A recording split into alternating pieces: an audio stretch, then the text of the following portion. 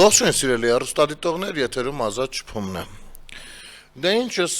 համառոտ երևի անդրադառնանք մի հատ Ալիկ Ալեքսանյանի Գյումրին գյուղը անվանելու թեմային, որովհետև այնուամենայնիվ ի հայտ են եկել նրան պաշտպանողներ, բնականաբար իր թիմակիցները, ովքեր փոխանակ նրան հուշելու, դատապարտելու կամ մի գրառում անելու կամ ասենք օրինակ Ալիկ Ալեքսանյանն նույն փոխանակ ներողություն խնդրելու, շփոթվելա, վրիպակ աղել, օրինակ, հասարակ բան է, տարրական բան, երբ որ շփոթվում ես, ասում ես կներեք, սխալվել եմ, կամ այդ պահին լեզվիցս թռավ, այդպես մտածեցի, չգիտեմ, ինչ-որ մի կերպ կներես են ասում, սա նորմալ բան է, բայց չէ, այս մարդիկ այնքան թքած ունեն ամեն ինչի վրա, որ փոխանակ դուրս գան, վեր կենան, մեծ կներես ներողություն ասեն, թեկուզ վրիպակի համար նույնպես ներողություն են ասում, չնայած ես չեմ համարում դա վրիպակ, բայց գոնե ասեն, դեռ մի բան էլ մունատ են գալիս, թե բա չհասկացանք ես միջև եկանք, ես ինչ սարքեցիք, կներեք, սխալվել եք, ասեք կներեք, դա կարևոր բառ է, բայց դա էլ մի կողմ, էլի ուշադրություն չէի դարձնի, դա ամեն մեկի դասիրակության համար դու չես կարող բան խոսել, մի մարդիկ այդպիսի դասիրակություն են ստացել, այդպիսի պատկերացում ունեն, դրա գնահատականը ժողովուրդը թող տա, առաջիկայում ընտրություններ են, մարդիկ քաղաքական հայտ են ներկայացրել այս խելքով ու դասիրակությամբ, հարցը դա չի, հարցն են, որ շատ թիմակիցներ դուրս են եկել, հանել են մի հատ գործ, ասում են տեսեք, երբ որ Տիգրան Ավինյանի հայրը օփելի վաղորդներին կարդամ, մոտավորապես այս ձևով է ներկայացվում, երկակի ստանդարտը գիտեք որն է, որ հենց ձեր թիմակցի հայրը բացահայտ լպիրժ ձևով օփելի տերերին անվանեց համբալ, գոնե մեկը ձևի համար չփորձեցիք, գոնե միթե հետև քննադատական խոսք ասել ու պաշտպանել մարդկանց իրավունքները, կանգնել թասիբին, ես չեմ հավատում, որ ձեզանից մեկը գոնե մի օփել ունեցող բարեկամ չունի, բայց այդքանից հետո վրիպակ արած մարդու վրա, ով ոչ մի վիրավորանք չի հնչեցրել, ինչ եք թայֆայով հարձակվել։ Մոտավորապես այսպիսի արդարացումներ են փորձում գտնել, որ նորմալիզացնեն իրենց արտահայտությունները։ Հիմա ես նախ այս տեսակ մտածողներին ասեմ հետևյալը։ Նախ եւ առաջ Տիգրան Ավինյանի հայրը քաղաքական գործունեությամբ չի զբաղվում։ Դուք եք քաղաքական հայտ ներկայացրել, ուրեմն ձեր խոսքին, ձեր շարժու ձևին, նիստուկացին պետքա ուշադիր լինեք։ Սա մեկ։ Երկրորդ, դուք սխալվում եք։ Տիգրան Ավինյանի հորը դատապարտել ենք։ Մեկը ես, այստեղ նստած, դատապարտել եմ այդ խոսույթը, ասեմ ավելին, մեկը ես, այստեղ նստած, ասել եմ, որ այս խոսույթից հետո ճիշտ կլիներ, որ Տիգրան Ավինյանը առհասարակ հրաժարական տար։ Դա ասել եմ, սատարելով թե քաղաքացիական պայմանագրին եւ ոչ միայն քաղաքացիական պայմանագրին, բոլոր ժողովրդավար ուժերին, այո, ես սատարում եմ բոլոր այն ուժերին, ովքեր որ ժողովրդավար ուժեր են ու Հայաստանի Հանրապետության համար ժողովրդավարություն են կերտում։ Դա գաղտնիք չի։ Ու չեմ սատարում այն ուժերին, ովքեր որ Հայաստանը փորձում են դարձնել ծայրագավառ։ Եվ ունեմ դրա հիմնավոր պատճառները, որոնք ներկայացնում եմ 5-րդ տարին։ Անկամ այդ պարագայում ես անգամ եղած լինելով ավականու ցուցակում, այսինքն ունենալով ընդգծված հարգանք ու լուրջ վերաբերմունք Տիգրան Ավինյանի հանդեպ, միևնույնն է օբյեկտիվությունից ելնելով հեռուստատեսության եթերում երկու անգամ դա ասել եմ։ Երկու անգամ։ Այլ բան է թե ինչ որոշում է կայացվել։ Բայց հիմա դուք կգտնեք ձեր մեջ մեկին, ով դատապարտել է Ալիկ Ալեքսանյանի այդ խոսույթը հրապարակային ձևով։ Չեք գտնի։ Դուք ստում եք, թե մենք չենք անդրադարձել։ Չնայած որ նրա խոսքը այնպես է եղել, որ ոչ թե որ օփելի վաղորդները համբալ են։ շատ ուրիշ ձև էր ձևակերպումը ու ինքներդ շատ լավ հասկանում եք թե խոսքը ինչի մասին է ու եթե այդքան սկզբունքային եք մի հատ դուրս եկեք այդ գելեն վագեն քշողներին մի հատ հարցրեք այն որ օրական սիգնալներով օպելների հետևից ֆրֆռում են բայց դա դնենք ոչինչ լավ վախկոտության այդ մակարդակը հիմա չենք քննարկում դուք օբյեկտիվ չեք ի տարբերություն ձեր նման ռեպրեսիվ ուժերի ովքեր սիրում են բռնապետությունը, սիրում են անգամ, որ իրանք բռնապետի ներքո գործեն, ձեռքի ներքո գործեն, դուք չեք կարող դա անել, իսկ մենք արել ենք, մեկը ես արել եմ, այսինքն սա սուտ է, և այո, ես տեսել եմ համացանցում շատ քաղաքացիական պայմանագրին սատարող քաղաքացիներ, ովքեր նույնպես դատապարտել են այդ խոսույթը Եվ ոչ միայն այդ խոսույթը, առհասարակ, եթե ինչ-որ բան այնպես չի, նրանք դատապարտում են, կաշկանդվածություն չունեն, որովհետև չի խանգարում այս քաղաքական ուժին սատարելը, նրան այս կամ այն իրավիճակում դատապարտելուց, չի խանգարում։ Այդ ձեր մոտ է թշնամանքը նենց գեներացված, որ դուք ման եք գալիս ձվի մեջ մազ գտնենք, որպեսզի անպայման սենց դարձնեք մի հատ չգիտեմ ինչ։ Մարդիկ հստակ գիտակցում են, որովհետև դա հենց ժողովրդավարությունն է։ Որ այո, այս ինչ բանը չենք ընդունում։ Այո, կներեք, բա ինչի են մարդիկ գնում ընտրության եւ փորձում ընտրել ժողովրդավար ուժերի, որպեսզի կարողանան երբեմն հանդիմանեն, կարողանան երբեմն ընդդիմանան, հայտնեն իրենց կարծիքը ազատորեն այս կամ այն թեմայի շրջանակներում, դատապարտեն այս կամ այն դրսևորումը, սրա համար են մարդիկ ժողովրդավար ուժեր ընտրում, տարբերությունը հենց դրանում է կայանում, իսկ ձերը ռուսական թևը բռնապետական ռեժիմն է, որտեղ որ մարդը պիտի գնա ընտրի իրան տեժ, վերջ, Դուք ձեր մեջ չեք կարող որևիցե քննադատական խոսք հղել այս կամ այն թեմային, չեք կարող, չեք կարող ազատ արտահայտվել, լավ, քննադատականը դնենք մի կողմ, ազատ արտահայտվել, իմիջայլոց, հենց դուք, որ այդքան վրդովված էիք իբր Տիգրան Ավինյանի հոր այս խոսույթից, այ հենց դուք չեք դատապարտում նույն Նարեկ Կարապետյանի հորը, ով որ Նայրիտի աշխատողներին համբալ էր ասում, նույն համբալ բառով, որևիցե մեկը, ընդհակառակ գնացել մտել եք, իր շուրջն եք հավաքվել, մտել եք իր շարժման մեջ, որովհետև այնտեղից փողի հոտ է գալիս, ոչ թե որովհետև արդարամիտ եք ու եման գիտեմ, ուզում եք իսկապես Հայաստանում չգիտես ինչ փոփոխություններ ու ունեք դրա գաղափարական ճանապարհը եւ պատրաստ եք մարտնչելու դրա համար, քաղաքականապես իհարկե, չկա դա, Դուք այնտեղ եք, որովհետև կա այնտեղ փող գեներացված։ Ու դուք կարծում եք, որ փողով հնարավոր է բան փոխել։ Վերջ։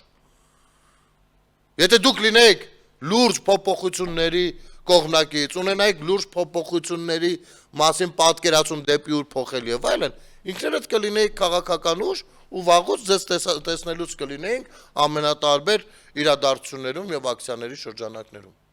Չկա դա։ Ու ձեզ քիչ է հետաքրքրում ոչ Հայաստանի ներկան, ոչ ապագան, որովհետև ձեր ներսում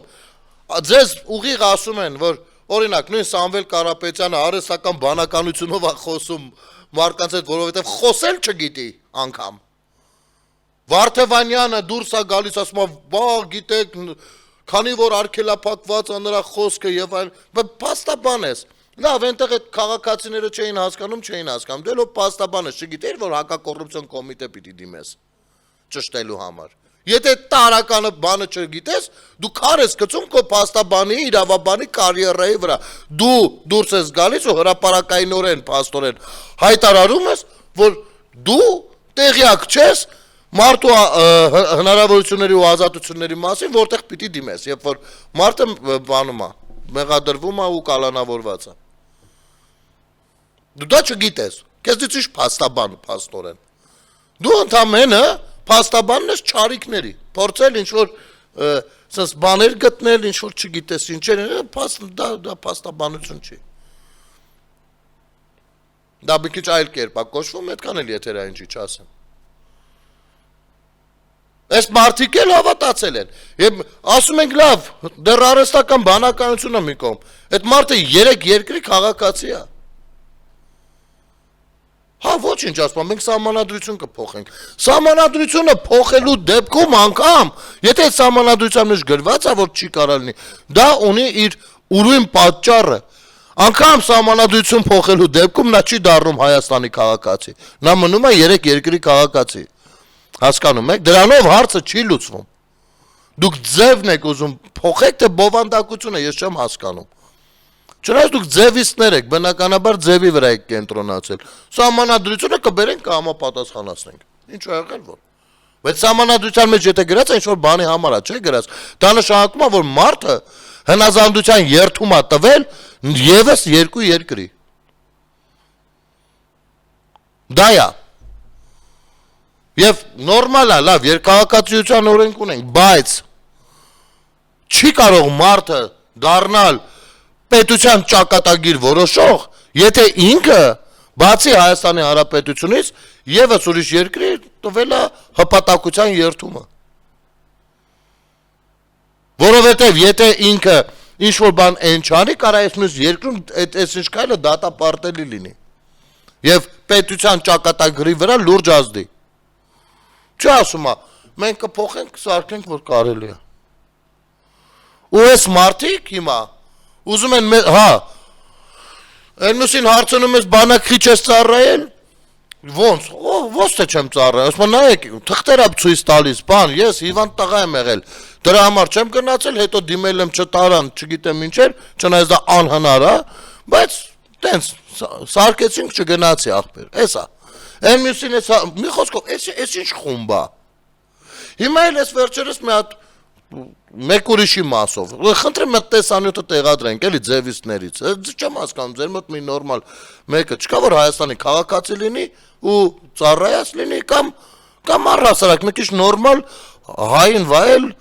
ուժեղ հային վայել, հետագիծ ունենա, էլի, կենսագրեն։ Խնդրեմ այդ տեղադրեք, էլի, եթե կարելի է այդ վիդեոն։ Գրել էինք, որ մեր ձևով շարժման ակտիվ անդամներից Արթուր Միքայելյանը 2015 թվականից չի հանդիսանում Հայաստանի Հանրապետության քաղաքացի եւ ունի Գերմանիայի Դաշնության քաղաքացիություն։ Վերջինս սակայն շտապեց հերքել մեր տեղեկություններն ու տեսանյութ հրապարակեց, ցուցադրելով Հայաստանի Հանրապետության անձնագիր։ Խնդրեմ, մեծ սիրով, քաղաքացի եմ եւ պաշտպանության նախարարի տեխնացու չեմ։ Մի անհանգստացեք։ Փորձեցինք մեր աղբյուրից լրացուցիչ տեղեկություններ ստանալ, քանի որ պարոն Միքայելյանը ցույց էր տվել իր անձնագիրը։ Ըստ մեր վստահելի աղբյուրի, Միքայելյանը 2000 թվականից ապրում է Գերմանիայի Դաշնային Հանրապետությունում եւ 2015 թվականին նրա Հայաստանի Հանրապետության քաղաքացիությունը դադարեցվել է։ Միքայելյանը մինչև 2028 թվականը ունի Հայաստանի Հանրապետությունում կացության հատուկ կարգավիճակ եւ չի հանդիսանում Հայաստանի Հանրապետության քաղաքացի։ Ապա ավելի ուշադիր նայելուց հետո նկատեցինք, որ Միքայելյանը ցուցադրելով իր Հայաստանի Հանրապետության անձնագիրը փակել է ոչ միայն ստորագրության եւ սերիայի հատվածները, այլև թե ում կողմից եւ երբ է տրված ու մինչեւ երբ է այն վավերական։ Այս տվյալները այնքան անձնական չեն, որքան սերիան եւ նույնքան անձնական են, որքան ծննդյան ամսաթվերը, ապա ինչու է պարոն Միքայելյանը փակել իր անձնագրի վավերականության ժամկետը։ Գուցե որովհետեւ այն անցած է։ Չնայած Հայաստանի Հանրապետության քաղաքացի չհանդիսանալուն Արթուր Միքայելյանը չի խորշում Հայաստանում ակտիվ ընդդիմադիր քաղաքական գործունեություն ծավալել, մինչև Սամվել Կարապետյանի ի հայտ գալն ու Հայաստանի ճակատագրով այսպես ասած մտահոգվելը Միքայելյանը սրբազան շարժում կոչված ընդդիմադիր միջոցառումների ակտիվ մասնակից էր։ Գերմանաբնակ Արթուր Միքայելյանի հետ, պարոն Միքայելյան, շարժման առաջին օրից փաստորեն աջակցություն եք հայտնել եւ միացել եք պայքարին։ Տպավորություն է, թե ձևովականների մոտ երրորդ երկրի քաղաքացիություն ունենալը առավելություն է, ու այս մարդիկ չեն պատրաստվում Հայաստանում քաղաքական հայտ ներկայացնելուց հետո գոնե հրաժարվել այլ քաղաքացիություններից։ Դե հունիսի 8-ից հետո էլ կյանք կա, հո Հայաստանը միակ ու վերջին հանգրվան ու հայրենիք չէ իրենց համար։ Խնդրեմ, եղբայր, անձնագիրը որ ցույց ես տալիս, ինչ ես, ցույց ես տալիս էլ սերիան, էլ ամեն ինչը ցույց ես տալիս, թե երբ է տրված, մինչև երբ է ուժի մեջ։ Մինչև 15 թիվն է ուժի մեջ եղել։ Քաղաքացի չես Հայաստանի Հանրապետության, քաղաքացի չես։ Քո ազգությամբ հայ լինել արդեն քիչ է հետաքրքիր, որովհետև Հայաստանի Հանրապետությունում ապրող ոչ ազգությամբ հայը բայց Հայաստանի Հանրապետության քաղաքացիություն ունեցողը քաղաքական գործունեության մեջ շատ ավելի անհամեմատ մեծ իրավունքներ ունի, քան դու եւ քեզ նմանները։ Հասկանում ես թե չէ, որովհետեւ գոյություն ունի պետություն, գոյություն ունի սահմանադրություն, օրենքներ։ Կենտրոնական ընտրական հանձնաժողով եւ այլն։ Շատ էլ որ այնտեղ որոշ բաներ թերի են, այսպիսի բաները հաստատ թերի չեն։ Շատ էլ որ երբ ոնց ուզել ոտնահարել են քո սիրելիները, քո կողմից սատարվողները։ Դա չի լինելու այլևս։ Հիմա եկել ինչ մարդաքանակ եք ներկայանում։ Նարեկ Կարապետյանին էլ խորհուրդ կտամ, են որ ասում 27000, չգիտեմ արդեն բան ունենք մեր շարժումը, մետ ուսումնասիրեք քանիսն են Հայաստանի քաղաքացի, մետ նորմալ թիվ ասեք մեզ։ Մի 200 հոգի կաք։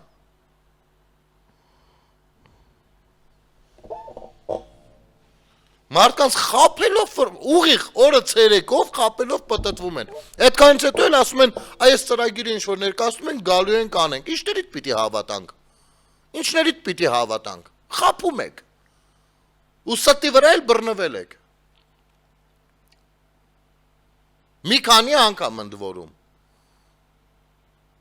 Նախընտրական խոստման մեջ ստի վրա բռնվելը դա վերջ քաղաքական հաջողություն է, ցտեսություն իմաստով։ Խապել ասել ես նամակ եմ գրել հիվանդեմ ինձ չտարան դիմել էի որ տանեն, խապել ես դու։ Քեզ ասում են գնա բան արա, մետ կրկնակի փորձակնություն անցի։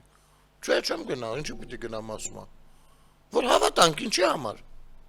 Էլ ինչի համար, որ հավատանք։ Որովհետև են որ խապում ասում էիր օրինակ, որ Արսեն Թորոսյանը չի ծառայել։ Պարզվեց որ Արսեն Թորոսյանը հենց քո տարիքի ունենալով 2 երեխա, գրելով նույնանման նամակ գնացել է ծառայության։ Իսկ մինչև այդ չէր գնացել, որովհետև սովորում էր։ Հետո կարար չգնար, գնացել է։ Այդ ինչ պաշտպանության նախարարությունը մեկին մի թուղթ է տալիս, մյուսին ուրիշ թուղթ է տալիս նույն իրավիճակներում։ Եթե դա այդպես է, դա շատ ավելի վատ է, որովհետև դա էլ հորդ ու Նարեկ բանի Սամվել Կարեն Կարապետյանի, ով որ աշխատակազմի ղեկավար է եղել, եւ Սամվել Կարապետյանի կողմից սատարվող Ռոբերտ Քոչարյանի բաստողումներն է։ Եթե բանան որպես ինստիտուտ, այդքան փնթի է աշխատում։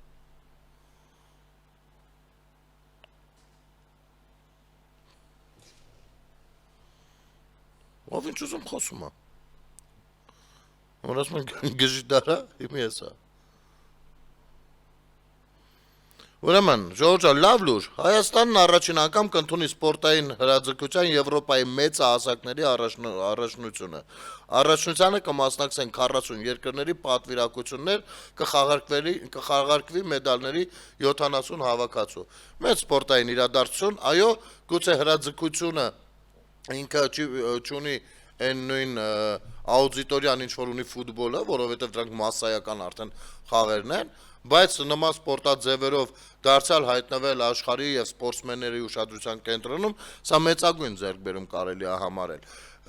Առհասարակ սպորտը շատ վաղուց դեռ հիտլերյան ժամանակներից էլ առաջ դեռ առաջին համաշխարհային պատերազմի ընթացքում շատ հարցեր է լուծել եւ լուծել քաղաքական իմաստով, հասկանում եք, եւ նման մեծ իրադարձությունները բոլոր երկրներն են ցանկանում օգտագործելով իրենց հնարավորությունները, իրենց լոբինգը, մյուսը, իրենց ֆինանսական հնարավորությունները տարբեր իրավիճակներում, տարբեր կերպ, իրենց կայացած պետության անվտանգության եւ այլնի մասին խոսելով ամեն ինչ են անում, որպեսզի տանեն իրենց երկիր, որովհետեւ դա հավելյալ ճանաչողություն է բերում երկրին ու պետությանը եւ նաեւ նման իրադարձություններն են, որոնք որ հանդիսանում են туриզմի զարգացման պատճառ եւ առիթ։ Իմիջայլոց օրինակ անցյալ տարի դա ոնց որ վրիպեց շատերի աչքից 200,000-ից ավել մենակ վրացի հյուր ենք ունեցել Վրաստանից։ Վրաստան մենք ենք գնացել մշտապես։ Վրացիներ Հայաստան շատ հազվադեպ գործով են եկել, туриզմ Տուրիզմ չի եղել այդ ուղղությամբ։ Բայց այո, թե այն համերգները, որոնք որ քարկոծում էիք, այն մեծ համերգները, J-Lo-ի, մյուսի, եւ ֆուտբոլային, սպորտային հանդիպումները կլինեն ֆուտբոլի, ծանրամարտի, մյուսի տեսանկյունից։ Մոտ 200,000-ից ավել վրացի, միայն վրացի զբոսաշրջիկ է բերել Հայաստան, բայց մասին ինչի չեք խոսում։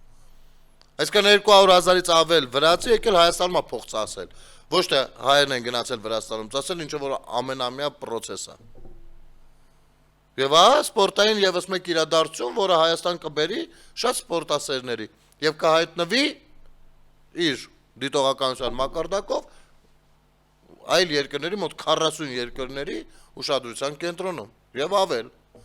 որովհետեւ բացի մասնակիցները կան նաեւ երկրներ, որտեղ որ ուսումնասիրում են, չէ՞ թե որ մասնակիցը ինչպես է հանդես գալի, որ մյուս տարիներին իրենք էլ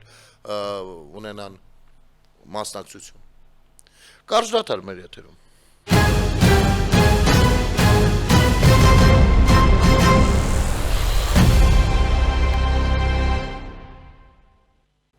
Վերադառնանք, սիրելի հեռուստադիտողներ, ուրեմն 3 Ռոմանոս Պետրոսյանը կատարել էր հետևյալ գրառումը իր Facebook-յան էջում, հեցի ժամանակավոր կառավարիչը։ Այսօր միջազգային ֆինանսական կազմակերպություններին հեցի ունեցած վարկային պարտավորություններից շուրջ 7-9 միլիոն ԱՄՆ դոլարի եւ 1.2 միլիոն եվրոյի չափով մարում կատարեցինք բացառապես սեփական միջոցների հաշվին, առանց լրացուցիչ ֆինանսական պարտավորություններ ներգրավելու, ինչպես ավանդաբար ընդունված էր հեծում։ Նարեկ Կարապետյան, ուշադիր լսիր։ Այս պահին հեցի ունեցած պարտավորությունները միջազգային ֆինանսական կազմակերպություններին, որտեղ գրավադրված են ընկերության 100% բաժնեմասերը, կազմում են շուրջ 100 միլիոն ԱՄՆ դոլար։ Հեցի ֆինանսատնտեսական վիճակն այս պահին գտնվում է կայուն եւ հուսալի վիճակում։ Մոտ օրերս կմեկնարկենք գրեթե 50 միլիարդ ՀՀ դրամի հասնող ընդհանուր բյուջեով ներդրումային ծրագրի գնումների գործընթացը։ Շուրջ 3 տասնյակ լոտերով ձեռք կբերվեն կապալի շինարարական աշխատանքները, իսկ ավելի քան 5 տասնյակ գնման լոտերով նախատեսված է ձեռք բերել անհրաժեշտ էլեկտրատեխնիկական սարքավորումներն ու հարակից նյութերը։ Հորդորս է էներգետիկ ոլորտի տնտեսվարող սուբյեկտներին եւ անհատ ձեռներեցներին առավելագույնս ներգրավվել հեցի բաց, թափանցիկ եւ ներառական տնտեսվարման արժեշղթայի հնարավոր բոլոր օղակներում։ Ուրեմն, դեռ այս պարտքերը, որ կուտակվել են ու չգիտենք ինչի վրա են ծախսվել, ժողովուրդ ջան, սա դեռ առանձին հարց է, բայց 50 միլիարդ ՀՀ դրամի ընդհանուր բյուջե, ուրեմն այս տենդերները եղել են փակ, եղել են փոխկապակցված Նարեկ Կարապետյան ուժեղ տղերքի հետ, այսինքն սա հեծն է, հեցին անհրաժեշտ է լինում անընդհատ բաժակ, նա տենդեր է հայտարարում, բայց այս բաժակ բերողը նույնպես ինքն է, բնականաբար ինչ գին ուզում առաջարկում, մենակ ինքն էլ մասնակցում, որովհետև փակ է այդ ամեն ինչը, ինչ գին ուզում դնում, ինքը իրենից առնում, այնտեղից ահագին մատ եկամուտ քաշում տուն, գրպանում, մի խոսքով, սենց ինքը իր մեջ մոնոպոլիստական ինչ-որ գործունեություն էր ծավալում։ Հիմա այս տենդերները բաց են, այսինքն եթե կա մարդ, ով օրինակի համար այս բաժակը կարող է առաջարկել նույն որակի, նույն բանով բաժակը առաջարկել ավելի էժան գնով, նա կարող է մտնել, մասնակցել, շահել, աշխատել եւ այլն։ Կշահի թե հեծը, թե տվյալ անձնավորությունը։ Սա արդեն բաց բան է։ Եվ 50 միլիարդի մասին։ Հասկանում եք, ինչ մեծ գումարներ են դրվել եւ այս գումարների մեջ ինչքան է գրպանվել։ Գուցե 50 միլիարդ այս պարագայում աննախադեպ թիվա, չգիտեմ, բայց եթե հեծը ցանկանում էր բարենորոգել իր վիճակը եւ այլն, պիտի արանքից այս կոռուպցիան հանած լինի, ինքը իրենից, բայց ոչ էր անելու, նա այդտեղ բիզնես է տեսել, ակնկալիք է տեսել, փողերի լվացման շղթա է տեսել, ինչի համար պիտի աներ դա։ Հիմա այս մեր ուժեղները, ովքեր դրսից միլիոնների պարտք են արել, բայց փոխարենը ոչինչ չեն արել, Այս պարտքերը հեծը ինքնուրույն փակելով գնում է։ Իհարկե, Ժողովուրդ ջան, քանի որ այստեղ նույնպես ոնց որ բոլոր ոլորտներում ա եղել, այստեղ նույնպես փոս ա գոյացած, այդ փոսի լցնելու process-ը դեռևս ամեն մեկս գուցե մեր մաշկի վրա տենց ուղիղ չենք զգում բարելավման process-ը, որովհետև սկզբնական շրջանում արվում են այնպիսի աշխատանքներ, որոնք որ կլինեն ենթակայաններում եւ այլն, եւ մենք դա չենք կարող տեսնել ու գնահատել, բայց երբ որ այդ ամեն ինչը արվի ժամանակի հետ, մենք սկսելու ենք թե հոսանքի որակը տեսնել, թե սկսելու ենք, մի խոսքով, տարբեր բաներից պրծնել եւ նորմալ կառավարվելու է դա։ Բայց դեռ այդ փոստն են լցնում։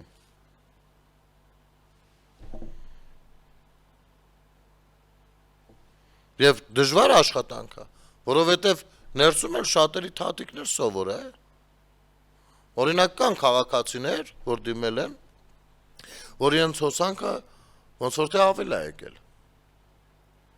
Ես անկեղծացած կառաջարկեմ նախ թեժ գիծ մի հատ դիմել, թողնել այդ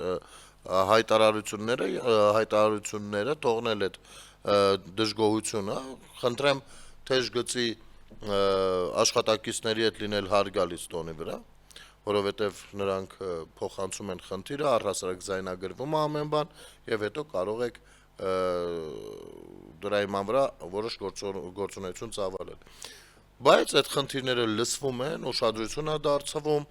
սկսում են հետևողական լինել եւ այլն։ Չգիտենք ինչից կարա լինի։ Ես ինքս չեմ կարծում, թե դա ինչ-որ դիտավորյալ անումը հեծը կոնկրետ, բայց գուցե էլ կլինեն աշխատողներ, ում որ ձեռքը սովոր է մի բան գողանան, չգիտեմ, դրանով դուք աջակցած կլինեք հեծին։ Կամ տրամադրություններ փորձեն փոխել եւ այլ։ Այնուամենայնիվ ես ամեն ինչը եթե ուզում եք իմանալ, նախ եւ առաջ այո, մշակույթի պակասն է, մշակութային վատ դաստիարակության պակասն է։ Ես սրա մասին ճիշտ ասած ցանկանում եմ որպեսզի խոսենք։ Օրինակ, հա, ուղիղ օրինակ բերեմ։ Աչքովս ընկա, որ ազգային գրադարանի հարակից հատվածում 2 տասնյակից ավելի երիտասարդներ ծեծի են ենթարկել մեկ այլ երիտասարդի։ Ոստիկանության գվարդիայի ծառայողները նկատել են հետագա զարգացումները, կանխել են հետագա զարգացումները, ինչի ընթացքում օրենքով սահմանված կարգով նախազգուշական 2 կրակոց են արձակելով, այս պահին 1 ձերբակալված կա։ Սա երեկվա դրությամբ 20 հոգով մի երիտասարդի ազգային գրադարանի մոտ։ Սա վատ բան է, բայց այստեղ մեղավորությունը բնականաբար դաստիարակությունն է, բայց այս են դեպքը չի, որ կթողնեմ միայն օրինակ կրթության, մշակույթի, կրթության ուղղության վրա, չնայած դա նույնպես կարևոր է։ Ես այստեղ գտնում եմ նաև եւս 1 տար ի թիվս մի քանիսի, հա, ասենք ընտանեկան դաստիարակություն եւ այլ, սա դեռ մի կողմ։ Առհասարակ մեր հասարակությանը մենք ինչպես ենք դաստիարակել եւ դաստիարակում։ Տեսեք, մշակույթը հասարակության հայելին է։ Եվ եթե քո մշակույթը 1980 բռնաբարված է եւ ցեղասպանված է, քո հասարակությունը ներողություն։ Քո հասարակությունը լինելու է ինֆանտիլ բռակ վիճակում։ Եվ այո, այստեղ մշակույթի նշանակությունը շատ մեծ է։ Եվ այսօր ինչա քարոզվում, դրա հետքերը տեսնելու ենք վաղը, մյուս օր, 10 տարի, 15 տարի հետո։ Եվ այսօր քարոզվում է ընթերցասիրություն, այսօր քարոզվում է կրթություն, այսօր կառուցվում է կրթության որակով վայրեր, հասկանում եք։ Դրա էֆեկտը մենք տեսնելու ենք 10, 15, 20 տարի հետո։ Իսկ ինչա եղել մինչ այս։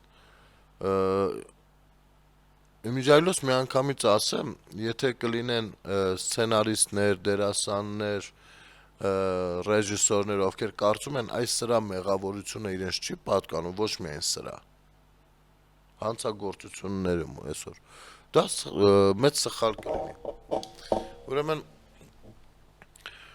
Հայաստանի Հանրապետությունում մի 10-15 տարի առաջվանից մոդա էր սերիալներ նկարելը հանցագործ կյանքի մասին, հանցագործ տարը մեջը ներկայացնելով,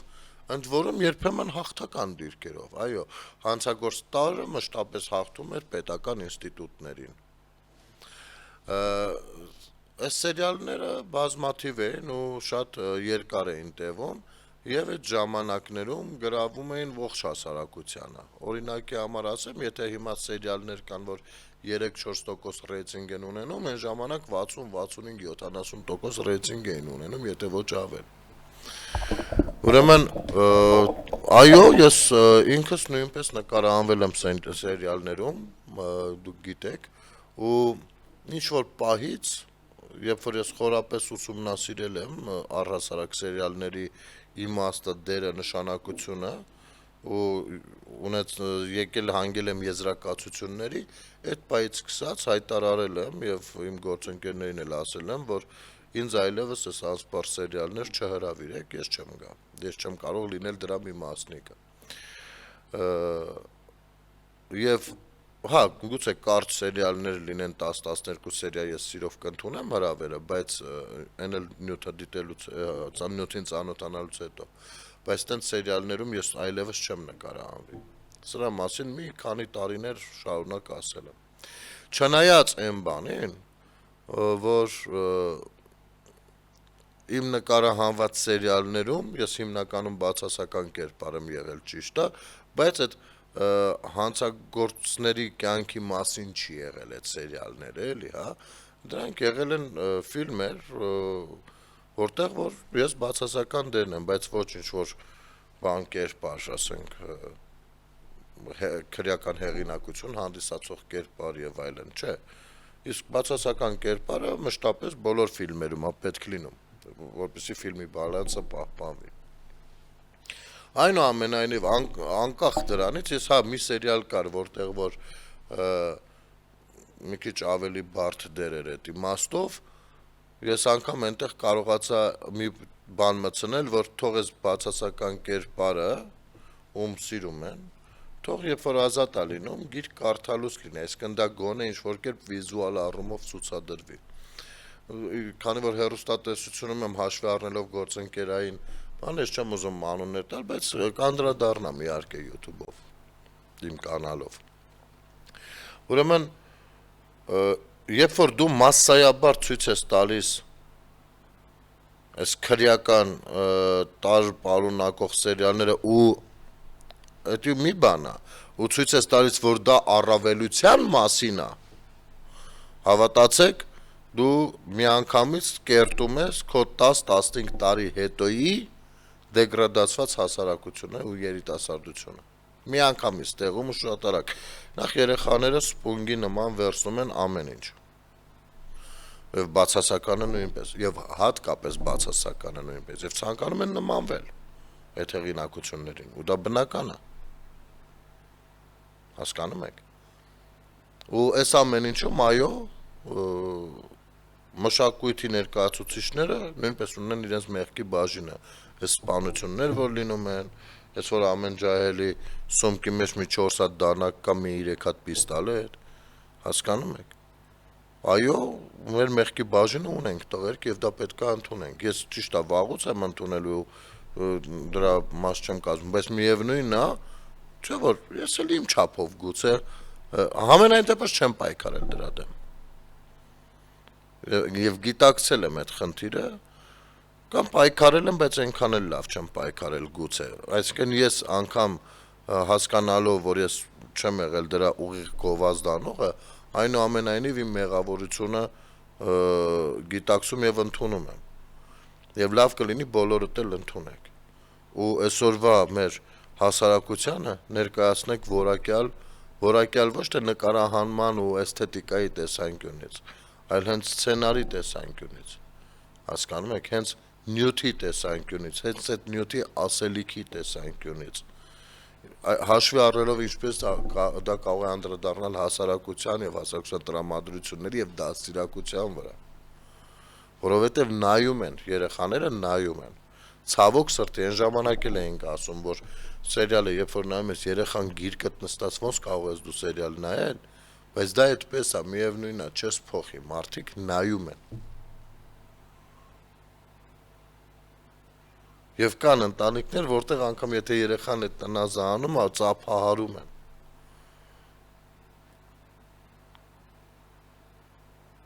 Ու դուք, դուք եթե չգիտեք, թե դա ոնց է ազդում, դա շատ վատ է, ուրեմն դուք արվեստի մարդ չեք։ Չէ՞ որ արվեստը նրա համար է, որ հասարակությանը կրթի, դաստիարակի։ Հասարակությանը հաճելի, գեղեցիկ, էսթետիկապես դրական լիցքերով ժամանց ապահովի։ Աչք շոյի, ականջ շոյի։ Սա կարևոր բան է, որը ցավոք սրտի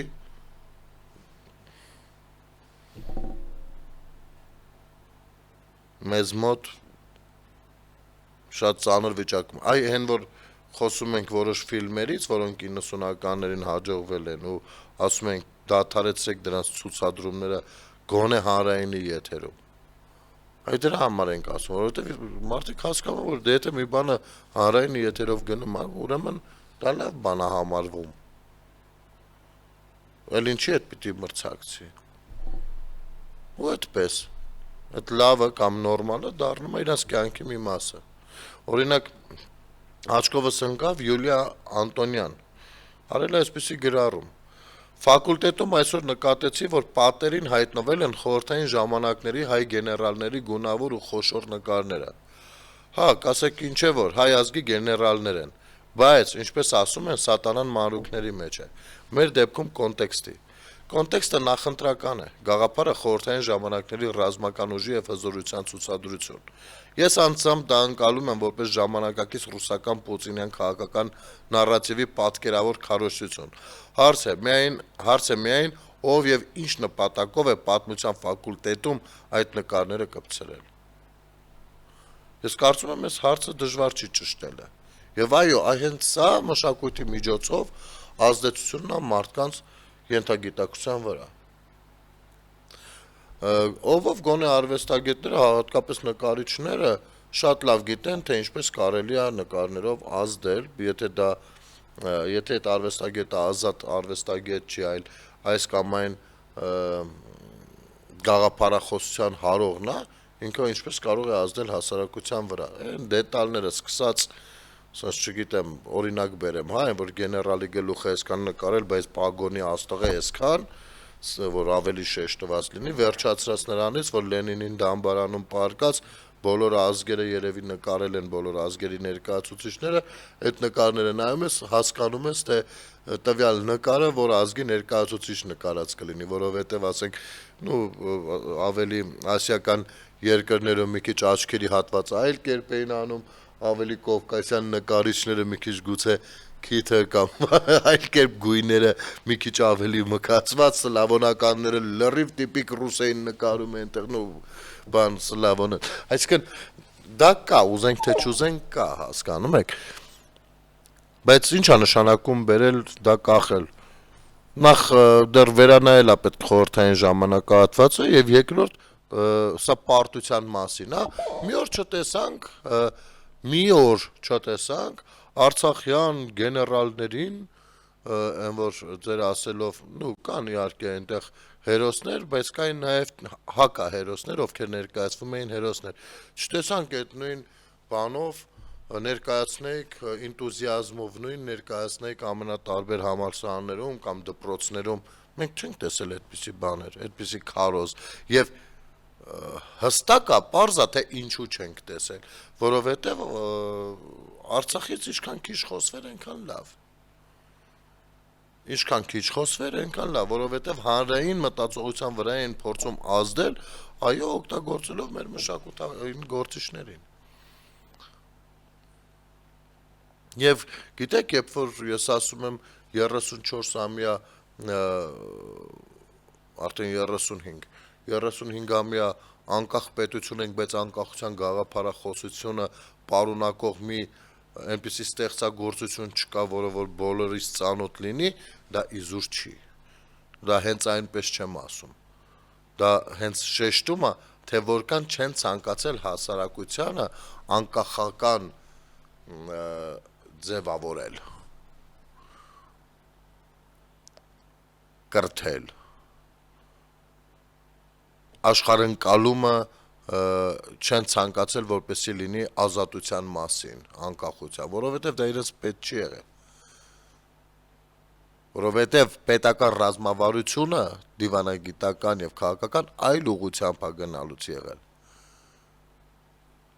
Եվ մենք ինչ-որ հույսով սպասում, որ հեսա գիտեք, հեսա էսը կլինի, հեսա, այդ հեսաները մեզ ամիսը մեկ միացած չայի գթալով սպասարկել են,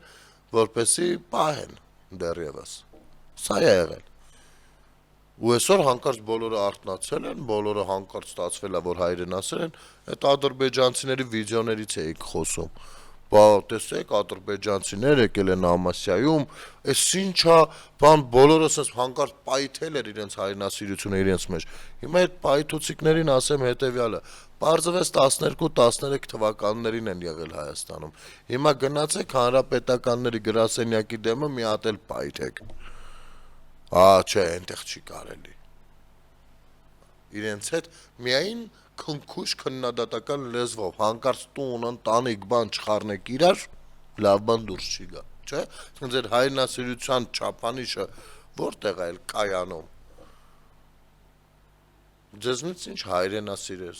ձեզնից ինչ անհանգստացող։ Դուք գործով եք հայրենասեր կամ գործով եք անհանգիստ։ Դուք սկզբունքայնություն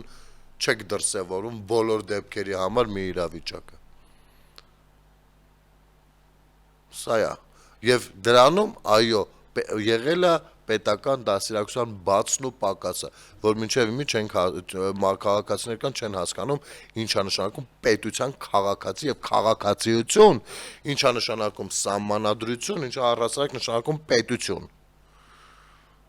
Նոր ենք սովորում 35 տարի անց, ձեզ համար մի տեսակ սա զարմանալի չի։